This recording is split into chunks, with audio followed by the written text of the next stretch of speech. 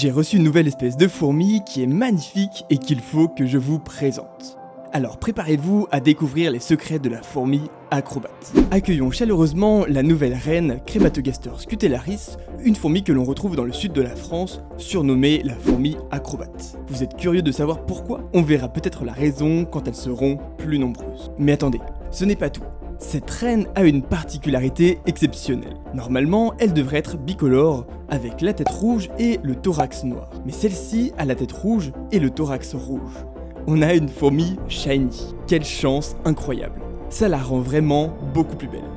Vous en pensez quoi? Un grand merci à Aesthetic Ants de me l'avoir envoyé, il me soutient beaucoup dans mes projets en m'envoyant des nids et des fourmis, alors n'hésitez pas à regarder sa boutique. Et voici un petit code promo. Pour l'instant, notre reine est seule avec ses œufs. Que va-t-on faire? On va lui offrir un environnement paisible jusqu'à l'apparition des premières ouvrières. Restez attentifs, car dans un mois, vous assisterez à la naissance de la première génération de fourmis acrobates. Après un mois, voire un mois et demi, les premières ouvrières ont enfin vu le jour. Trop mignonne, non? D'ailleurs, une petite technique pour réussir à les reconnaître, c'est leur gastre en forme de pic qu'elles vont lever par-dessus leur tête lorsqu'elles se sentent menacées. Maintenant, on va commencer à les nourrir pour leur permettre de bien se développer. Et quoi de mieux que de commencer avec de la gelée pour les régaler? Ça devrait leur plaire. Elles avancent lentement jusqu'à la nourriture. Je pense qu'elles sont encore un peu timides. Ça reste une petite fondation.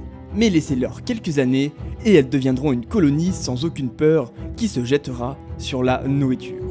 D'ailleurs, regardez l'ouvrière toute contente revenir auprès de la reine après avoir trouvé de la nourriture. Mais est-ce que ce tube à essai est vraiment leur maison idéale? Grâce à Aesthetic Ants, j'ai une multitude de nids à leur offrir. Des petits, des grands, des très grands. Alors, est-il temps de leur offrir un habitat plus spacieux et stimulant? Non, pas encore. Pour l'instant, notre petite colonie doit encore grandir et se renforcer. Mais dans les semaines et les mois à venir, nous observerons de près leur évolution. On les verra se développer, s'adapter et surmonter les défis qui se présentent à elles. Et peut-être qu'à ce moment-là, elles seront prêtes pour un nouveau foyer où elles pourront partir à l'aventure et prouver qu'elles méritent leur surnom d'acrobates. Alors préparez-vous, cette année on va suivre leurs aventures et voir si elles portent bien leur nom. C'était Ants Fourmi et on se dit à très bientôt pour de nouvelles aventures. Et n'oubliez pas de liker et de vous abonner pour ne rien manquer de nos prochaines explorations du monde fascinant des fourmis.